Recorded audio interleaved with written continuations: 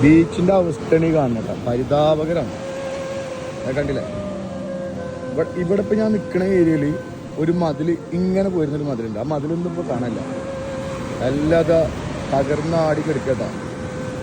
അതാണ് ഇപ്പോൾ നമ്മുടെ ബീച്ചിന്റെ അവസ്ഥ. നേരെ കാണുന്ന ആൾക്കാരെ കാണുന്നത് പെരിയമ്പലം ബീച്ചാണ്. ഇങ്ങനെ പോയി നമ്മൾ താപ്പിലാടാണ് കേട്ടോ. ഇതൊക്കെ ബിൽഡിങ്ങുകൾ, പുതിയ ബിൽഡിങ്ങുകൾ ഉണ്ടാക്കിയ ബിൽഡിങ്ങുകളാണ്, വീടുകളാണ്. എല്ലാം കടലെടുത്ത് പോയി. അതെല്ലാം ഇവിടുന്ന് മുതൽ പോയിക്കണം കേട്ടോ. ഇതാണ് ഇപ്പോൾ ഇവിടുത്തെ അവസ്ഥ. കടലിൻ്റെ അവസ്ഥയാണിത്. കടലിനോട് എല്ലാവർക്കും പ്രണയമാണ്. പക്ഷേ കടലോര നിവാസികൾക്ക് കടൽ ചില സമയങ്ങളിൽ അവർക്കൊരു ബുദ്ധിമുട്ടായി മാറുന്നുണ്ട്. എന്ത് ചെയ്യാനാ അവസ്ഥ?